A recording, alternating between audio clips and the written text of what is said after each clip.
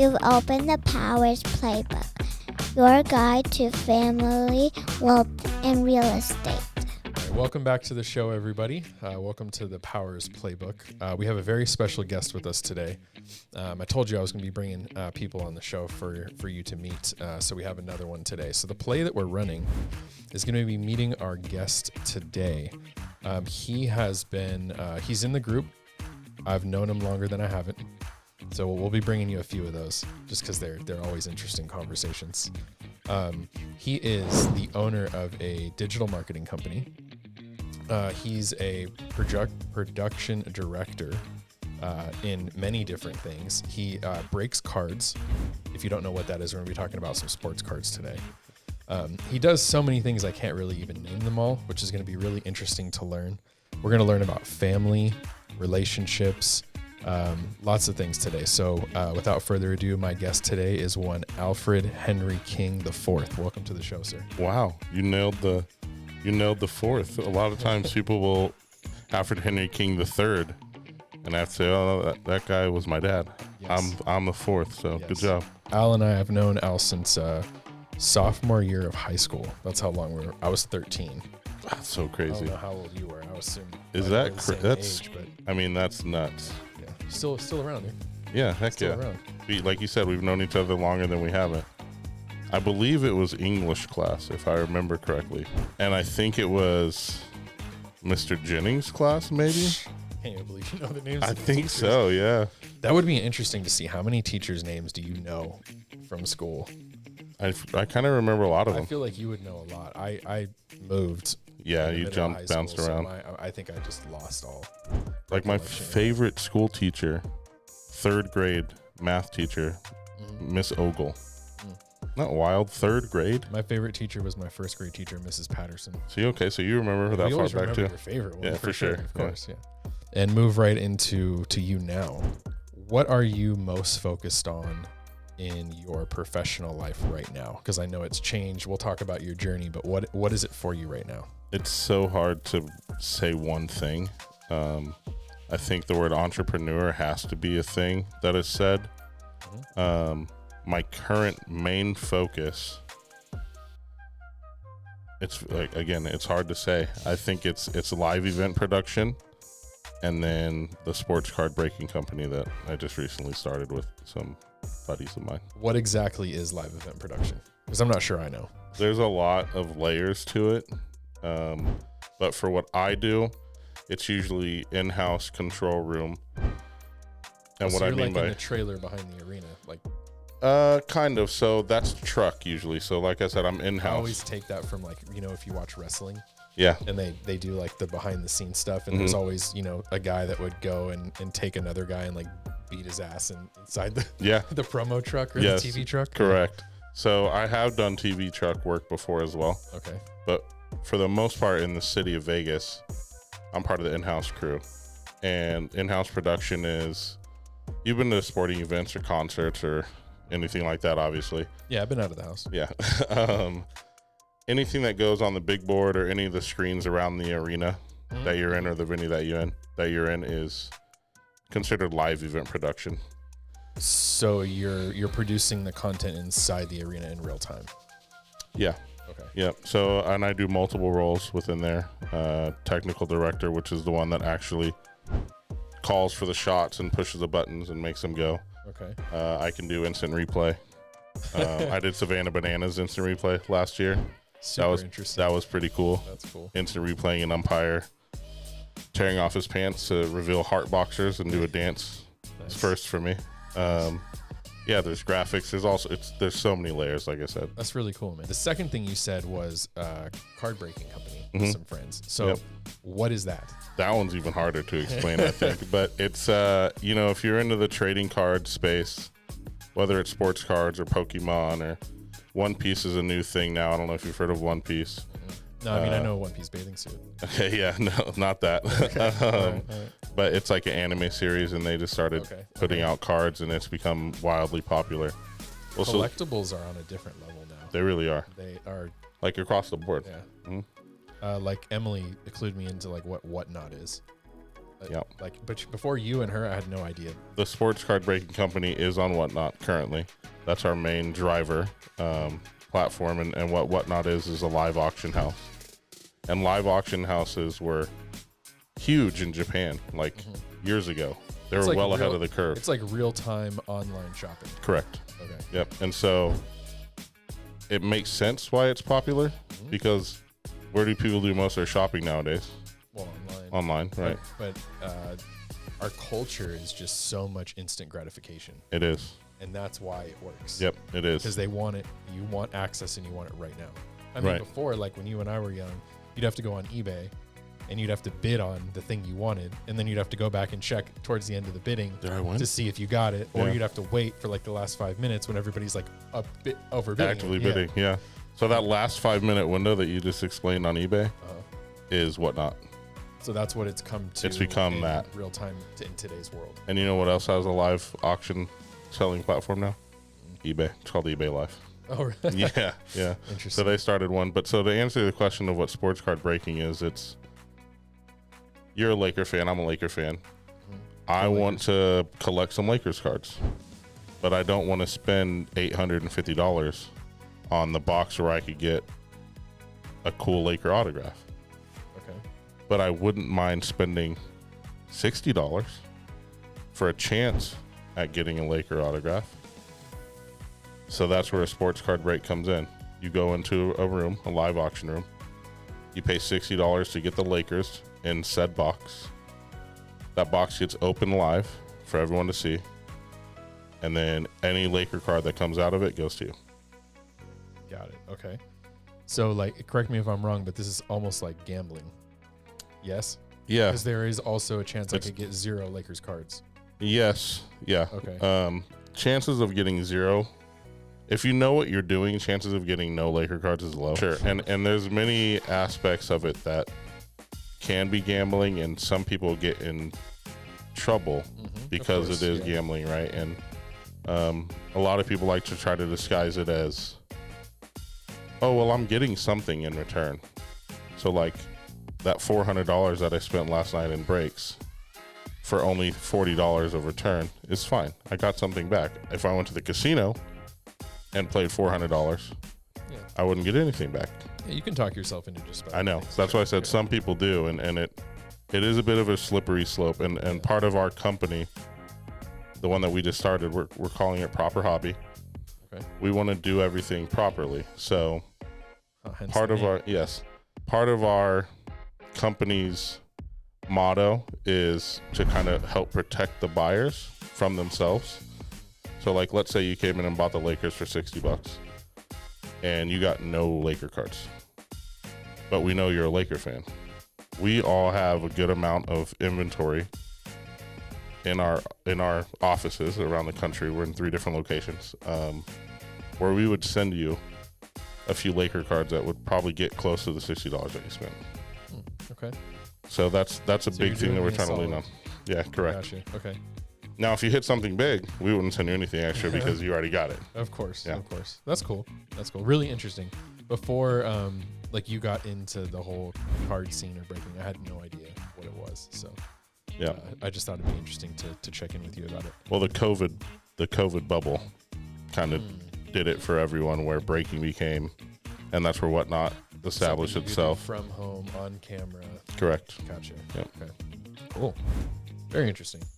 I'd like to go into just your entrepreneurial spirit for a minute, because you and I both own, different businesses and have kind of created our own, so to speak, thing.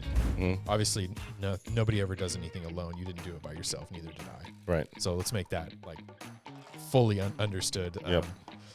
But you do have some ownership in things that you have created.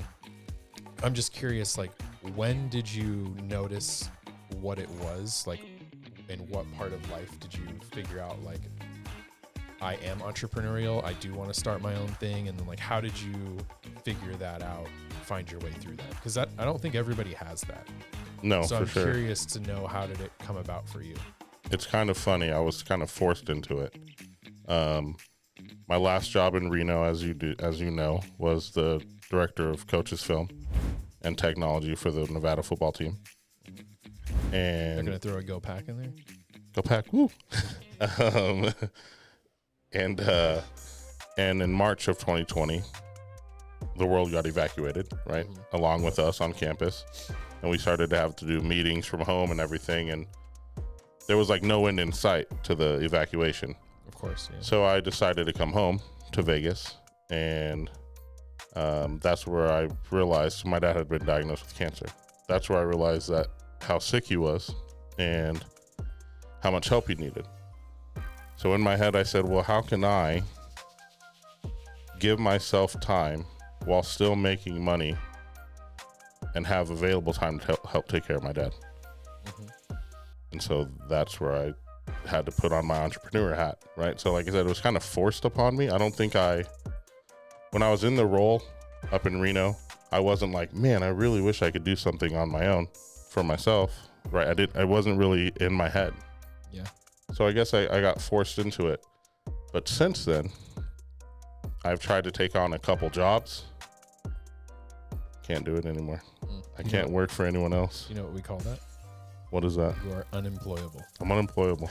You are unemployable. Overqualified, unemployable, all the things. You get to a certain point in understanding like how to create or how to build, or even if it's buying something for $100 and selling it for $300, that's entrepreneurial, right? Like it's the same kind of thing. You get to a point where I think you realize that game is understood enough to keep moving forward, and actually going and taking a quote unquote job with a boss in a sense becomes very difficult. It's difficult to take on. Yeah. After you've been on the other side. And one of those jobs was in-house with the Raiders, which I'm working for an NFL team. How cool does that sound to you, to me, to any kid that was a sports fan growing up? Like, it sounds cool other than the Raiders part. Right, yeah, for sure. Yeah, as a Broncos guy, yeah. I'm a Broncos fan, so. I would wear Niners shirts. If you were the Broncos, I would wear 49er shirts under the Raider polos often. So, that's hilarious. But so, I mean, even that, right? Like that was after I started my own thing, and I just couldn't do it. I lasted basically 1 calendar year, and I was like, it's not for me. Which is weird to think about from the outside. So I guess I don't really have a good answer to the when did I know I was going to be entrepreneurial. I think it's just I had to become. Yeah. I also think you have a certain set of skills that you've learned that other people just do not have or won't take the time to learn or understand. And they're me included. They're willing to pay for it, right? Yeah, so I don't know everything that you know from an understanding of digital and production and directing and all of that. Just like you don't know how to fill out a real estate contract. Right. No. And you're willing to pay me for that, and I'm willing to pay you for that, right? So it's makes perfect sense. But I do believe there is some sort of unique skill involved in being entrepreneurial. For sure. Whenever people ask me, I've had plenty of people ask me, I'm sure you've had plenty of people ask you, what do I got to do to like get my own thing? How do I go out and do? And there's always really two answers that I give them. One is take the jump. That's like the scariest thing. That's the starting point. The second is learn a skill set that people are willing to pay for. You can learn whatever skill set you want, but if no one's willing to pay for it, then it's no good and you can't be an entrepreneur. Yeah. And so those are the two big answers. Yeah, the first one is burn the boats. Okay. You heard that one before, right? Yep. They said like they got to land and said, well, we're never going back, so they burned the boats so they couldn't return. That's kind of what you're saying is like take the jump. Yep. I've told many people that getting into real estate, I'm like, you can try to do it part-time, you can try to do this and that at the same time, but until you just have no other option, you're not going to give it everything you got. And I think some of that potential fail is necessary for the success. 100%. So I agree completely. I think that's awesome. I will also say one more thing before we go to the next question is I always tell this to people too. Starting my own business, I would never wish that upon my worst enemy, but it's also the greatest thing that I have ever done. Yeah, it will be the hardest thing you have ever decided to do, and it will teach you more about yourself than you would really like to know. Yep. Nailed it. 100%. Yep. But when you get to the other side and you can look back, it is the most rewarding. So rewarding. Thing you ever do. Mm-hmm. So it is something that I wish everyone would do, but it is not for everyone. Yeah. And I think that's okay to understand as well. I think it's okay to understand that you can be the second person in a company. You can be the third. Like maybe that is the seat you belong in. You don't have to be the owner. Right.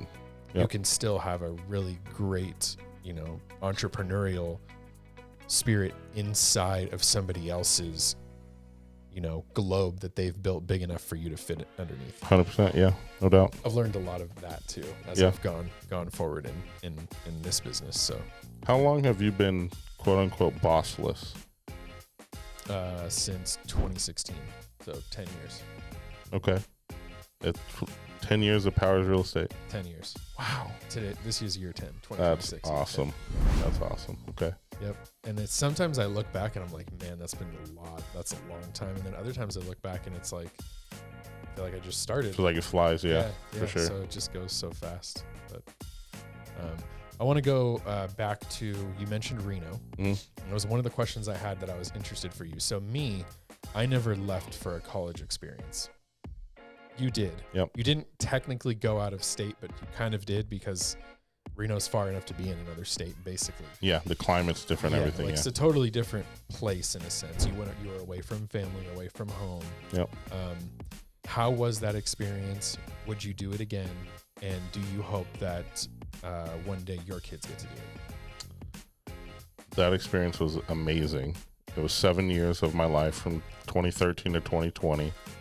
I was in school 2013 to 2016 and then worked out there 16 to 20. Reno is such a college town, and I think just leaving home and having to do things on your own away from a safety net, there's so much growth and uncomfortability that if you can push through that and fight through all that, it really gives you a lot of growth. And I think I tell people all the time, those 7 years away from Vegas is the biggest growth I've ever had in my life. And it wasn't because I got a college degree, like just overall everything. I'm sure the degree has something to do with it. It's the driving force that took you. Yeah. So it's important. Mm-hmm. I mean, the piece of paper is what you decide to do with it, obviously. Yeah. But I'm grateful. Don't get me wrong. I'm so grateful that I graduated from college. First generation college graduate. And I think education is very, very important. So I would do it again for sure. Okay. And if I have kids, I would really hope that they would push themselves to college. And I would recommend anyone who has kids to at least let them try it out. You like how I just foreshadowed the kids for you? Yeah, thank you. Thank you. That's one of the biggest, I don't want to say regrets, but just like untapped things that I didn't do in my life was go away for something. College, military, like just the experiences that I could have had. Mm-hmm. I just never pushed myself to that. I did some college and then I just started working. Right. And that was really like my journey, which is awesome because I'm here. Like I'm not taking anything away from sure. it. But that's the one thing, like when I look at my kids, I'm like, I really hope they want to go like somewhere else for college and get away from home and like have their own like adult experiences where they get to grow into who they become and learn what, is good and bad away from the house. I mean, you get some of that as you grow up no matter what. Right. But I just always thought that was one of the really cool opportunities that I missed. To actually go away and have that college experience. It's a lot of fun, right? And like I was talking about the importance of education and stuff, but you meet lifelong friends, right? And because it's not only you that's out there that left your safety net, it's basically everyone. That's 1,000 other people. Yeah. And so everyone's kind of there in the same playing field, right? You kind of get to reinvent yourself, I guess you could say, a little bit. And then, you just find the common group of people and you all work your way through it. It's awesome. I do want to say congrats on the degree. Thanks. You're one of the few people that I know that actually went away to college and completed it and finished and got their degree. Yes. What kept you moving forward and completing it when it's really easy not to? You know, it's kind of wild because I transferred from CSN, which is where you went for a little bit, and went up there with my associate's degree. Yeah, I didn't get that either. My credits, my credits didn't transfer, quote unquote, because the verbiage in the catalog was a little bit different. So I graduated. Like what the classes were called or what? Okay. Yeah, okay. correct. Like electives versus. Yeah, so I was supposed to go up there and only have 2 years of school and be done. Uh-huh. It took me 3 full years with 1 summer semester and 1 winter semester in there as well. And I was like crunching. I graduated with my bachelor's degree. Most people graduated 120 credits, okay? 178 credits. And I only ever took 1 class that I knew wouldn't count toward my degree. So you're overqualified. Yes, my academic advisor, she was a nice lady, made a big mistake. Yeah. Didn't know my associates was on there. Fought for you, or you should have.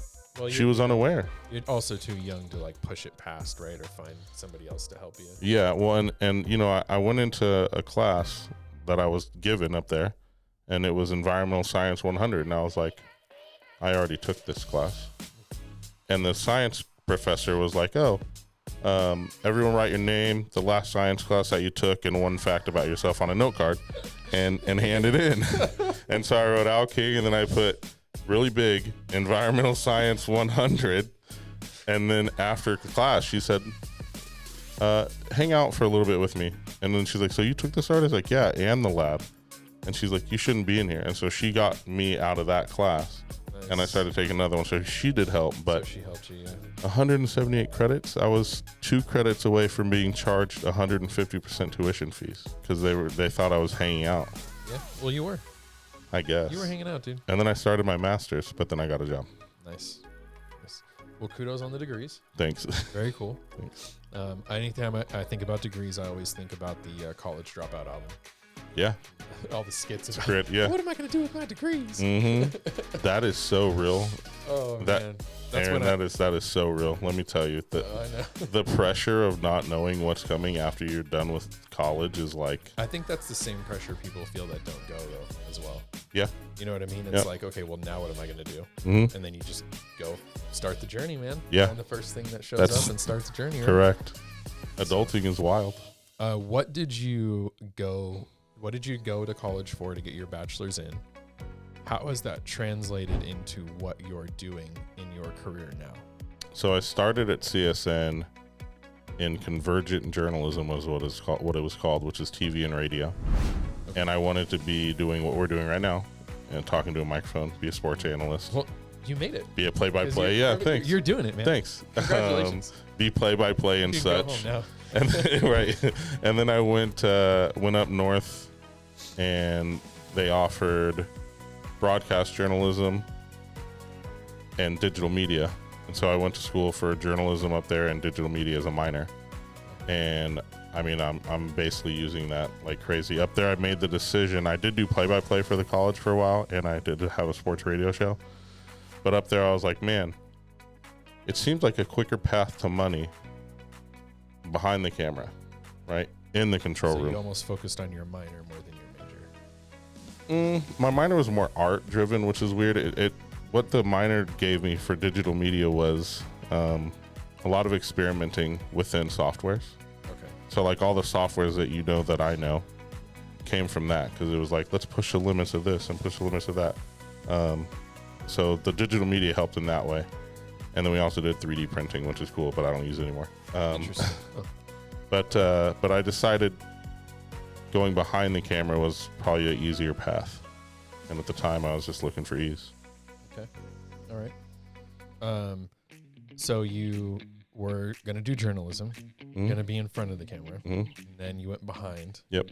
And then when you started... Which still is journalism, by the way, just so you're like, people do go to the journalism school to learn control room stuff and everything else. Yeah. My favorite's the guy when I like go to the NFL games that sits up on that perch camera that's on wheels and he like goes side to side. Yep. They look like they're having a blast. It's awesome. It's You know what I awesome. mean? Like those guys look like they're having fun. They're dangerous. The people that drive them are dangerous.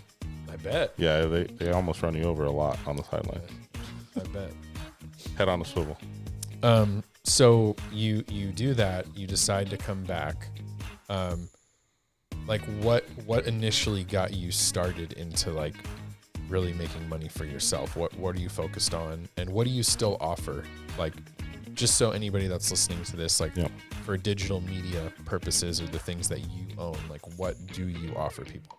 Well, so the first step that I had to do was figure out how to make money while taking care of my dad, like I said earlier. And I actually reached out to you and was like, hey, I'm coming back home. I'm going to stay. I know how to work a camera. I can do social media. I can help build websites. I can create videos, photos, all the things. And you were like, let me talk to my brokerage at the time, which was another Keller Williams office, and see about maybe you getting in there and helping them with their stuff. And so that's kind of where we started as a company, myself and Corey. And I guess that was the beginning of it, right? Just making money through real estate, photos and video and website creation, those things. Yeah. Shout out to Zig, by the way. Ziggy. Mr. Corey, if he's listening, any of you that have come to our Photos with Santa event, that's your Santa right there. Hey, spoiler. Hope all is well, Zig. Yeah, he's doing awesome up north. I know. I've heard. Yeah. I've heard a couple opportunities he's got, which is really cool. And somebody you met from Reno. Yeah, Came with you to Vegas. Correct. Started digital marketing. So very cool. For any of you that don't know, when I started the Aaron Powers show years ago, I started it with like a lending company at first with a green screen, and then Al took over and started filming and editing and making all of our videos. He's also the one generally behind the camera for this show. I should have said when you asked what my biggest focus is right now, I should have said the Powers Playbook podcast. I mean, it would have been a smart answer, Yeah. but seeing as though it wasn't even mentioned lets me know where I sit on the totem pole, so I appreciate that. I'm a distant third to fourth, it seems. No, definitely not. That's Definitely okay. not. That's okay. We'll push forward. All right. No problem. I want to ask you a little bit about your mom and dad, if you're okay if we talk about that. For sure.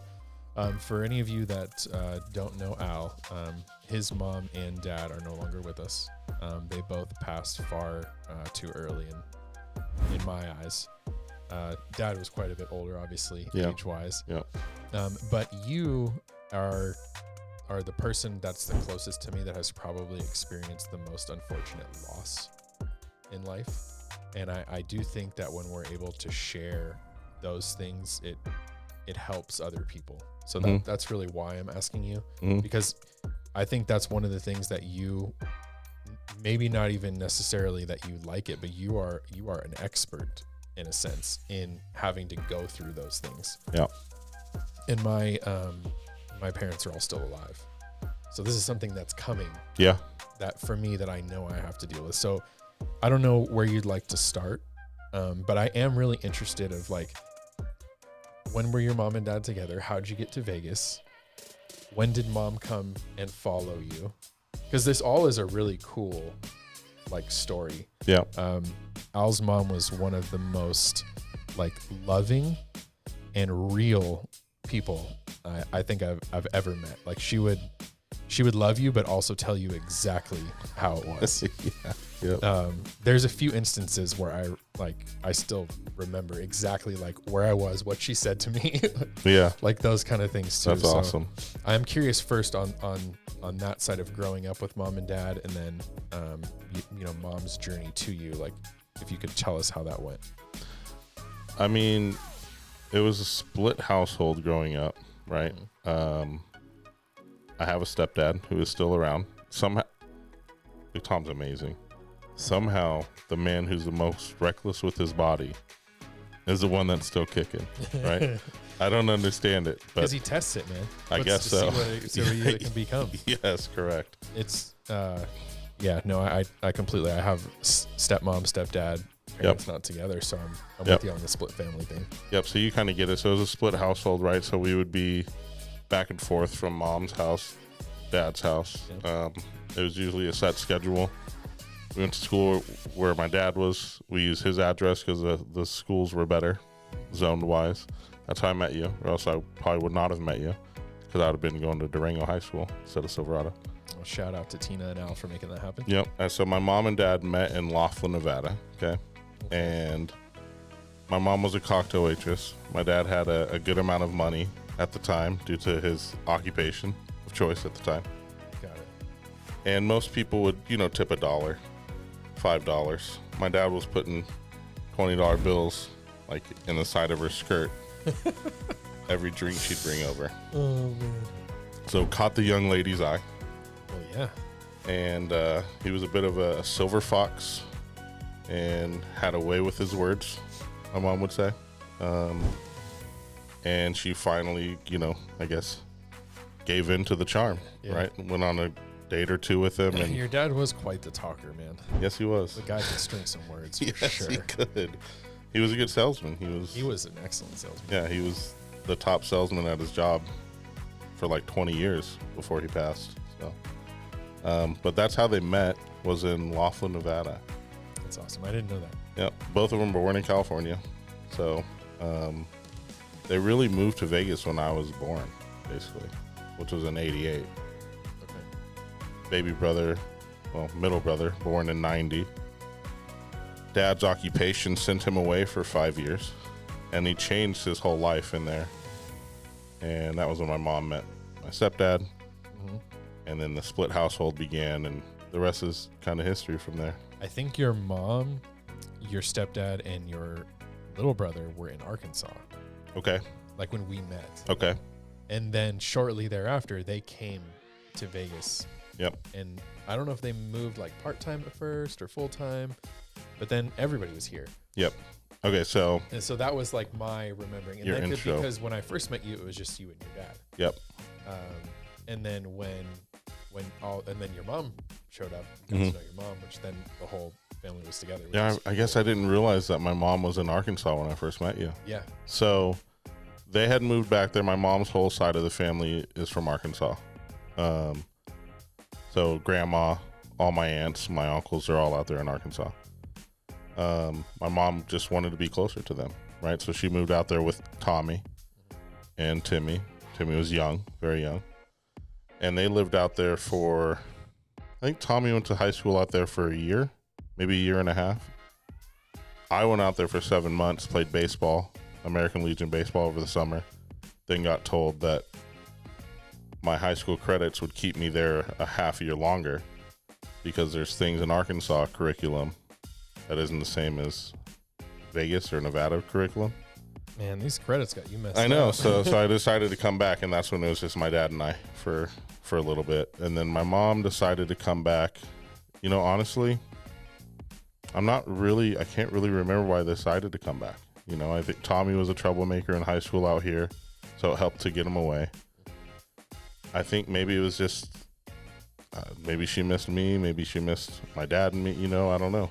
I was always really grateful for you that she did. Yeah, for sure. You know what I mean? I Just missed 'cause, her a lot. You had everybody with you, and then you got to spend as much time with her as you could have, unknowing that Right. she was going to pass a Only, lot younger than she should have. For sure. Obviously. Yep. But yeah, just really interesting dynamic Mhm. of that, because I was like, it was just you and your dad, and then mom, and I was like, oh man. Yep. I wonder how all this works. Well, and being mom, a young kid, like, you for have no sure, idea, so. for sure. Mom and stepdad were together for a long time. They were together for 13 years.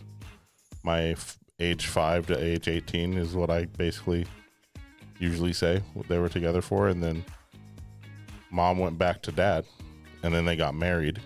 So they were unmarried before they had us. It's yeah, That's crazy. man. Yeah. And then they got married. So then my mom actually passed as Mrs. King, which was kind of cool. Yeah.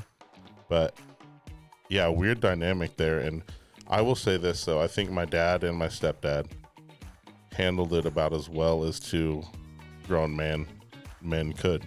I mean, from somebody who was like around, enough to be around, everybody was always seemed to do whatever was best for the three kids. kids. Yep. And that is not always the case. No. So I always thought that was a really commendable thing that everybody did as adults to make the children have the lives that they could have. Right. And at the time when we were kids, like our age, right, teenagers, whatever, we didn't realize how hard that was or how gracefully they were doing that. We were just like living our lives. At that age, you don't even want to spend time with your parents. Right. And so you're on the out, man. You're trying to figure out how to get out, not in. But now that we're older, and you see how other people co-parent that are split households. Yeah. Some of them it was great to see how graceful they did it. Dude, my parents did an outstanding job. Yep. Of not letting me realize that it would have been any different otherwise. Right.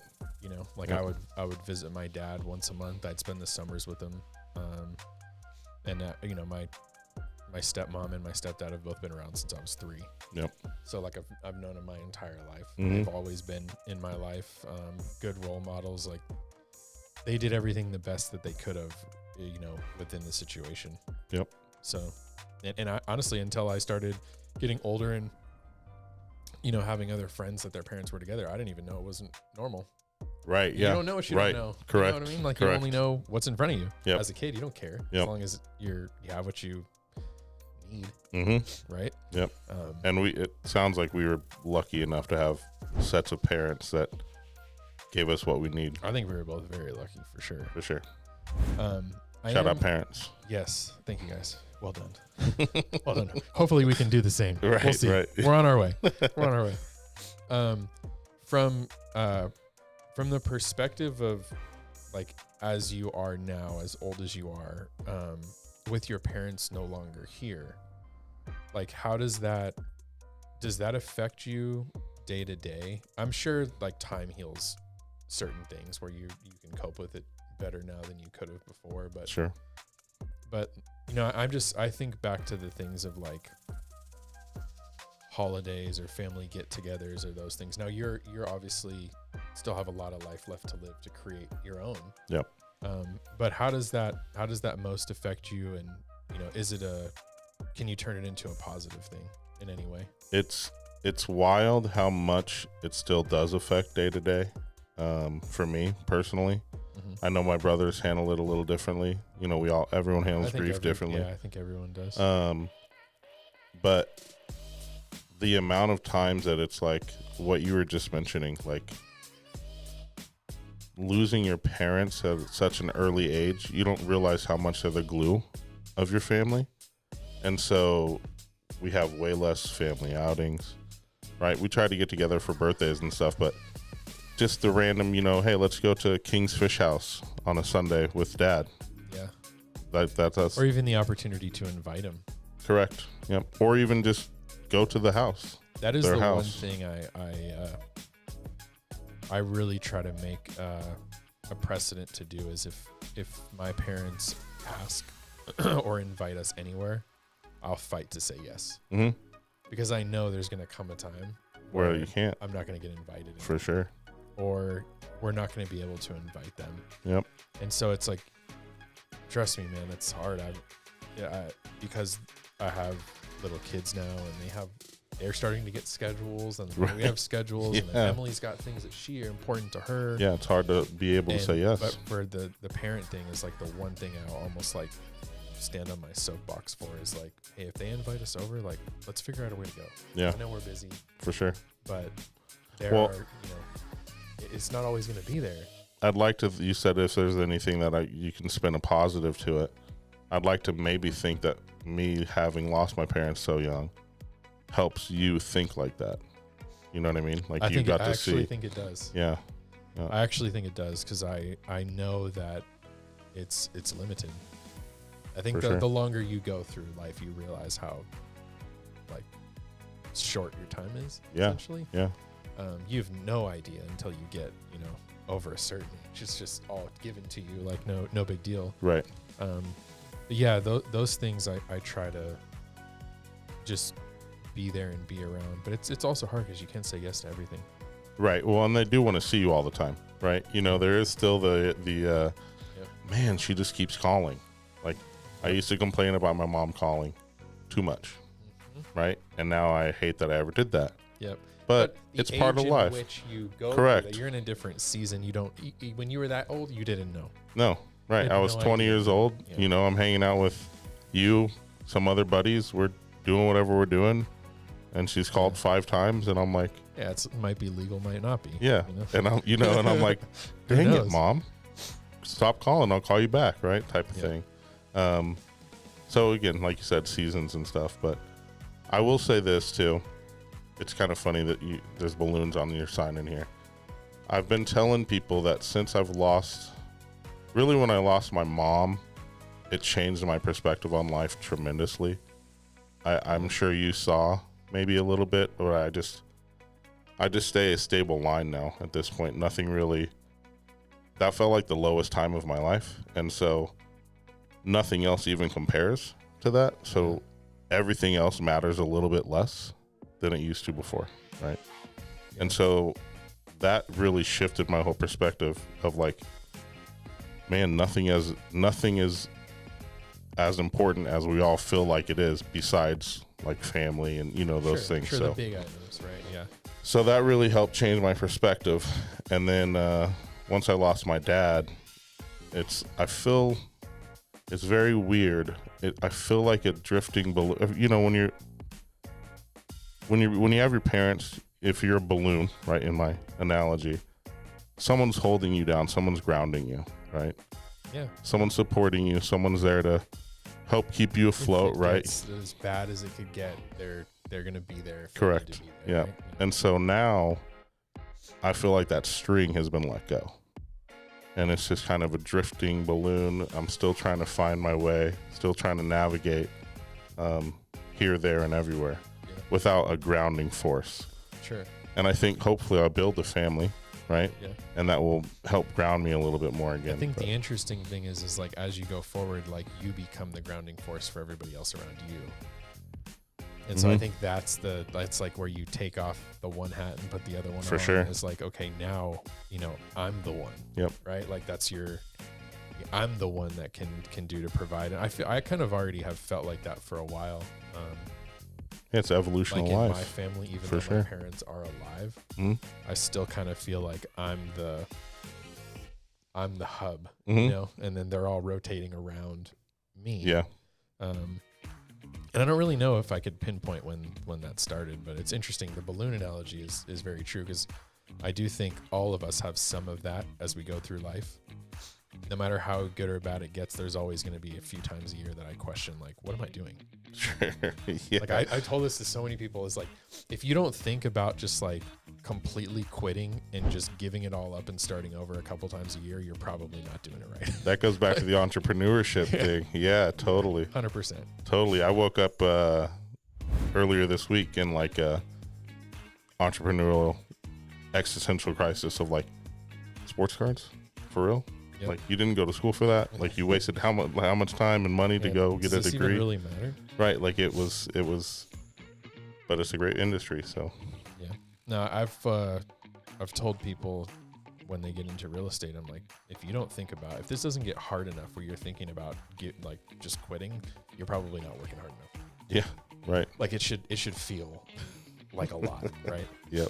It should feel like a lot. So. Well, you handle it with grace. Good job. Yeah, I mean, as far as what everybody sees, sure. Yeah, no problem. No problem. But thank you for sharing.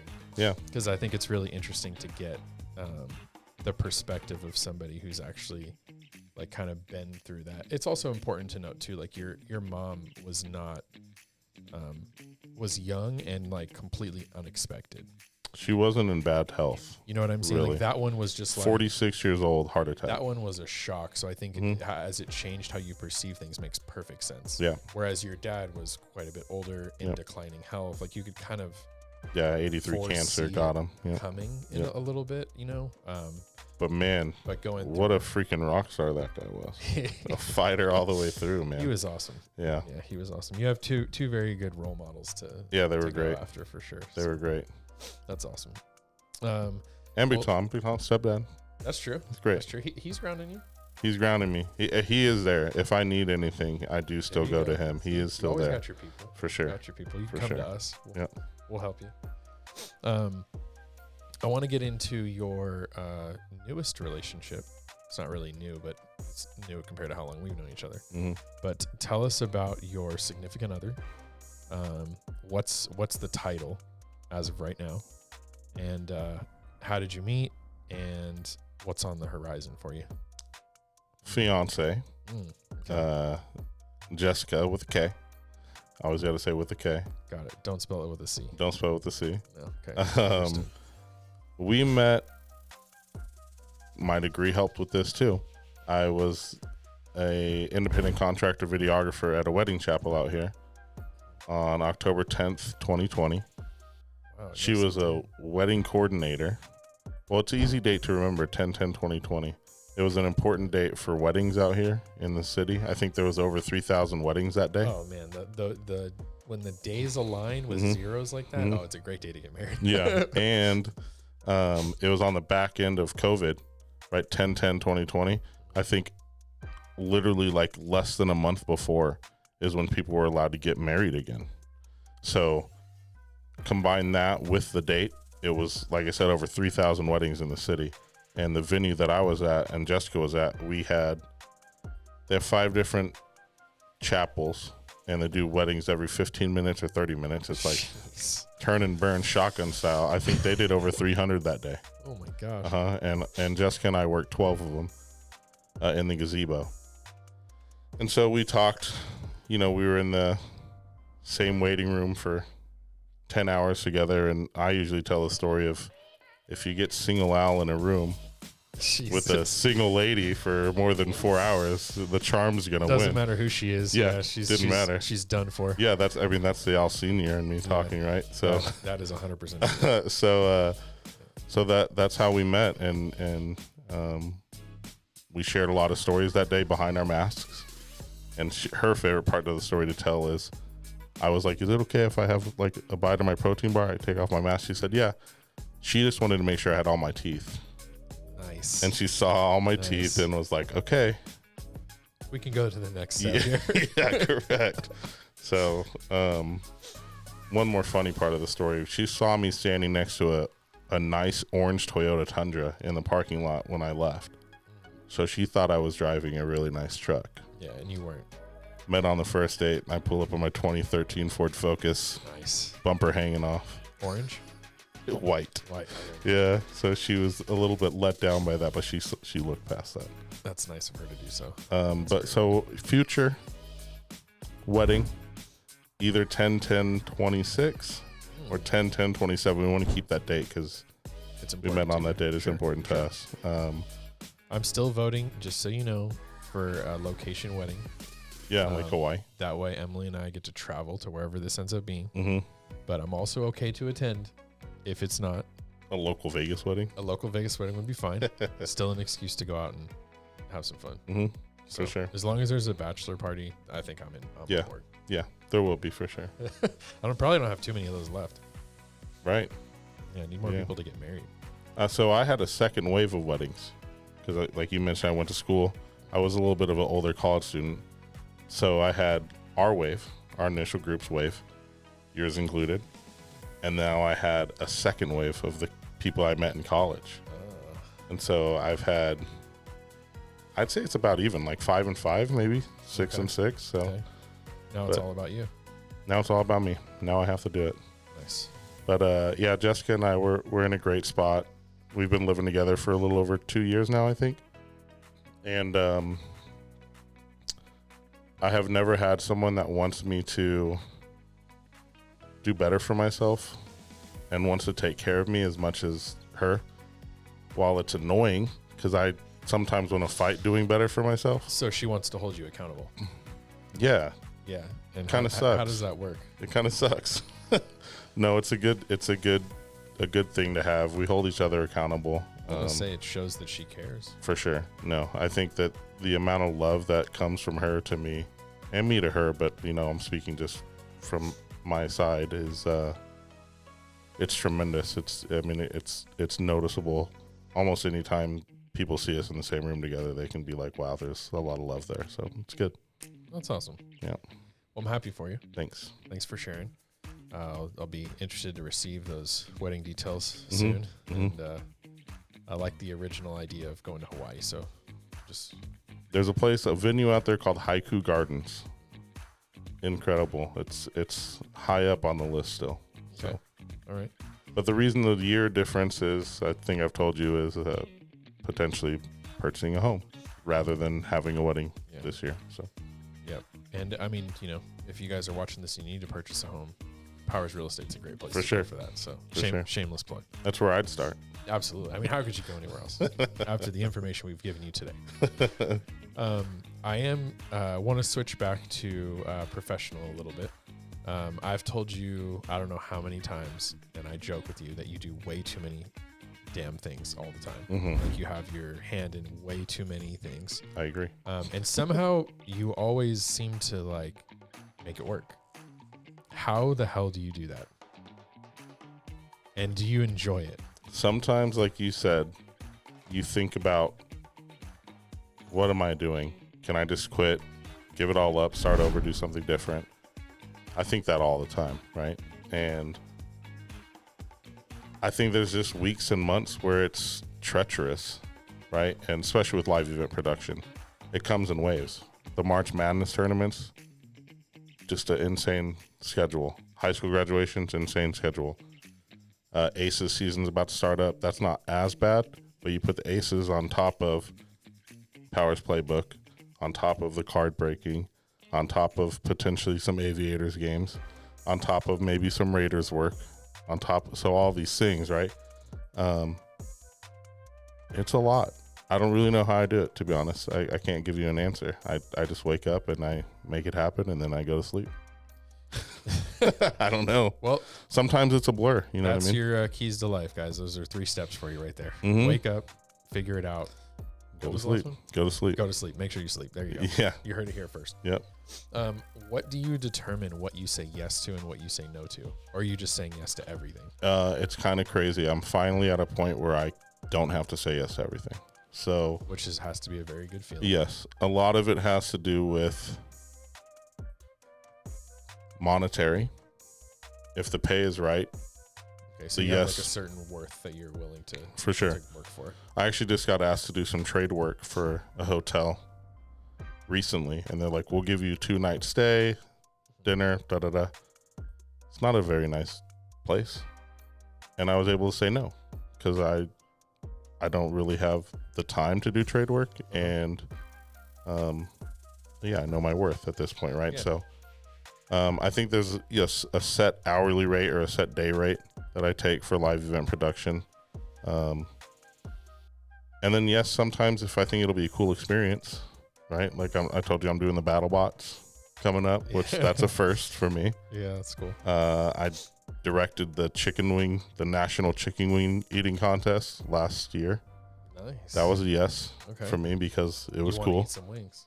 I got to have some of the wings. Yeah. There you go. It was gross to watch.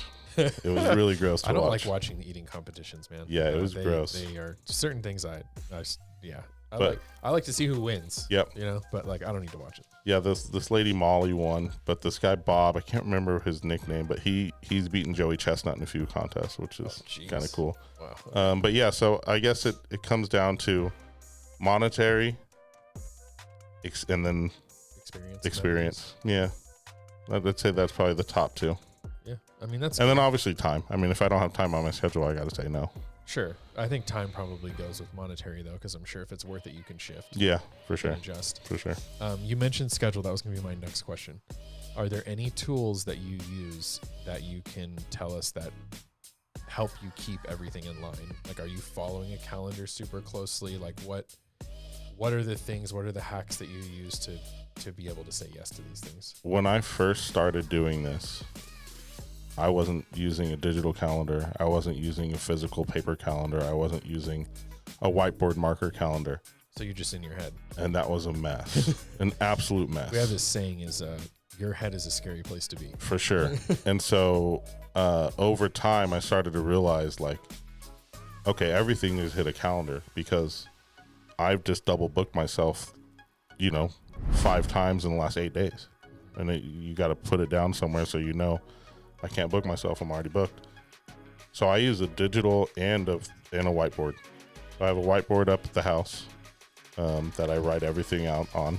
I'm sure Jessica likes that. Yeah, she actually does. I think she actually knows where you're at. Correct. Yeah. And then, by the way, you know what I just realized? You met her IRL. Yeah. In real life. It wasn't a swipe of a thumb. It was I don't IRL. meet too many other people other than myself that did IRL. So kudos to you. Organically. So continue. Sorry. Yeah. No, that's okay. That was a squirrel. That's the big Al Senior in me. Like, IRL meter. And then digital calendar. I use my Apple Calendar like clockwork. Sometimes I use Google Calendar for when other people like yourself want it on the Google Calendar, because everyone has Google, not everyone has Apple. But if you open up my phone, there's something on every day, and I'm talking as much as like dinner with friend. You know, like I'll put that on there if I want to make sure that I make that commitment. Because if I don't put that on there, something else from professional will come to me, and I'll say yes. And then next, I blew off a friend. I learned pretty early on that if you're going to be a high productive individual, you will need to schedule things. And like my schedule is filled with things like soccer practice. T-ball practice. You got even more on yours, yeah. Dinner with this person. Like I've got all sorts of personal stuff, and then I build my business calendar around the personal things. I used to do the opposite. I used to fill everything up and be like, I just don't have time for that.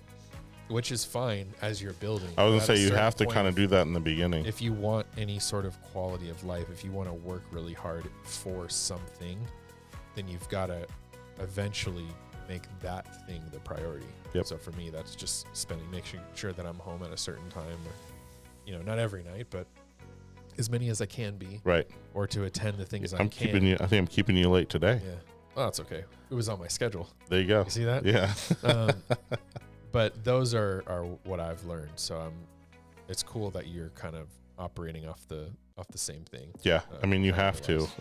And like you said in the beginning, it is a lot of business on your calendar before personal, because you got to make money. You got to make the reserve. And, once you do more and more and more, you're, for me, like a gig worker type stuff, your monetary goes up, your opportunities elevate, right? So what used to be 25 an hour is now 60 an hour, right? It also goes with relationships and meeting the right people and getting the opportunities 100% from those people, for sure. So I think that's really cool.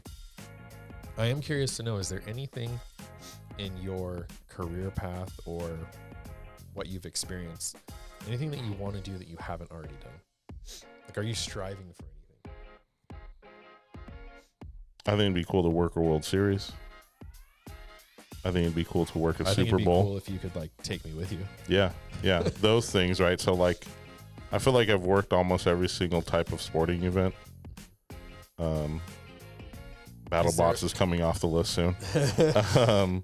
But I think just like a major sporting event would be cool. Kentucky Derby, in the group thread with us and some buddies, of like, all right guys, pick three, eliminate three. Yep. So like working any of those would be kind of a goal. Yeah. In any specific capacity? I mean, in a truck or an in-house production room, for sure. Yeah. Okay. So some sort of production value of the event itself. Yep. For sure. Whether that's live event production or directing behind the scenes. Right. Or even shooting on the sideline, photography on the sideline. I've seen more like ex-athletes and current athletes behind the camera lately. Yeah, like Randy Johnson, King Griffey Jr. Yep. They've been doing it for a long time. Yeah, for sure. But I've seen like recently Marshawn Lynch. I've seen a bunch of times.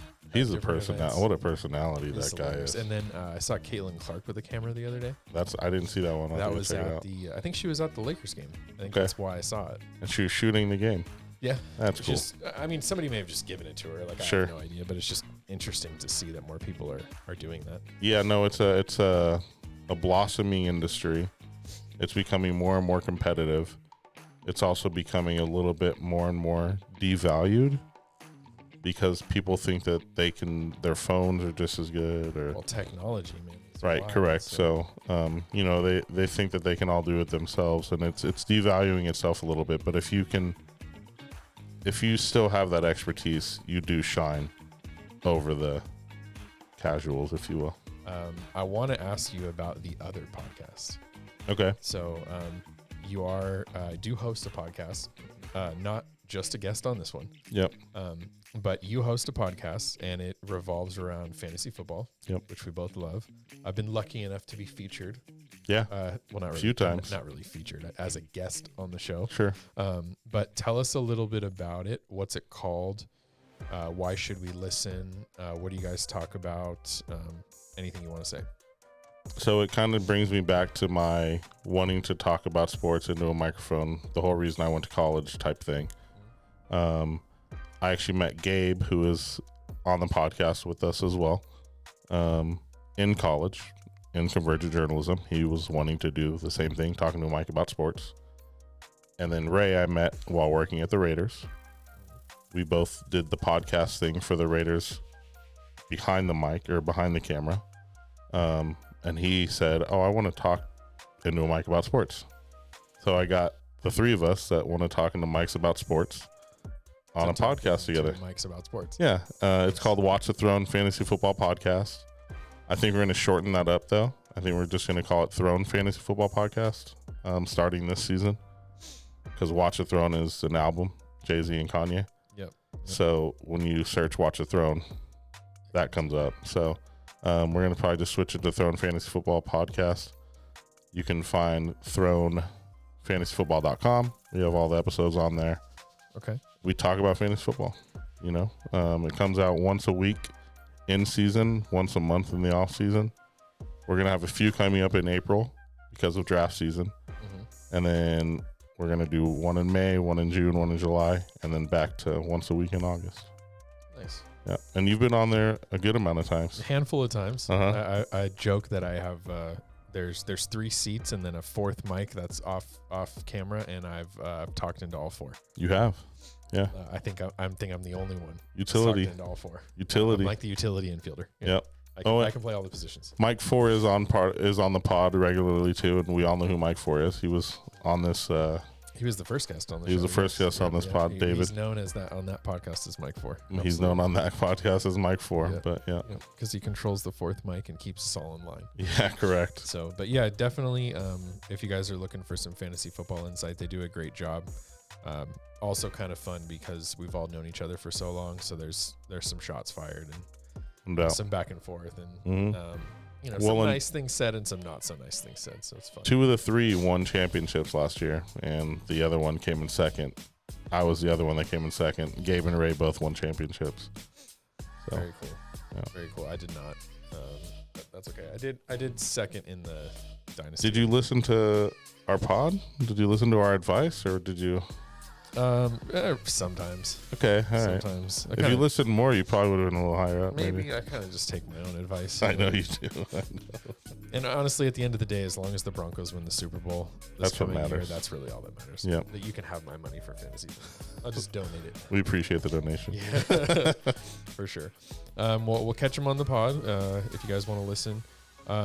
Where else can they find you if they want a photography shoot, video shoot, wedding, like all the things that you do for digital marketing behind the camera? Where do they go for that? It's kind of crazy. I have, of the 3 things that I'm doing right now, live event production, card breaking, and digital marketing, I have quit really promoting the digital marketing.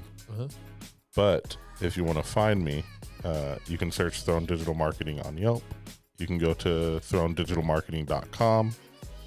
There's a contact form on both of those, and I get the messages directly to me, so I'll see both of them. Like you said, photo, video is the main stick for Throne Digital Marketing. We can also help with social media, obviously podcasts, right? I know everyone's trying to get their grips on their own podcast, which I think is a great idea. I know everyone's like, oh, everyone has a podcast, anyone can do it with your podcasters. It's worth it. I think it's worth putting yourself out there, and the right people eventually will see it, and and it's it'll help. It's very interesting in the world today. Like we create our own media. Yeah. Isn't that crazy? Yep.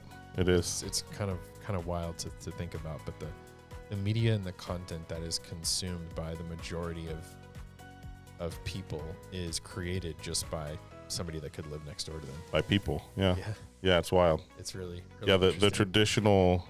Which is also probably really good and also not so good if you think about it. Like, but at least you can decide if you want to listen or not. Right. It's not like where you turn on the TV and it's like this one station is going to tell you whatever they want to tell you, Mhm. and you didn't have a lot of places to go. Right. Now you can kind of spread over it. It's everywhere. You can There's go like, anywhere. You could be into anything, and there's probably something for you. Yeah, for Right? sure. Like, 100%. so it's very interesting to notice. Yep. Well, thank you for that. If you guys have liked the episode today, please like, comment, subscribe to the channel if you're on YouTube. We'd love to have the support. Keep bringing more guests. I really like doing these because it's really interesting to learn other people's stories. Yeah, it's fun. And I think I'll probably always believe this, but I think just listening to other people and what they've been through, what they might know more about, it just helps to teach others. And if they can pick up one thing from how you've handled a certain thing, and it helps them, it's worth it. Yep. So that's going to be the main purpose of doing this. I appreciate you being here. Thanks for giving us your time in front of the camera today. Yeah. And maybe it'll go so well, we'll do it again. Love the idea. What do you think? Yeah. Awesome, guys. Thank you for watching another episode, and we will be back next week for more. Love you.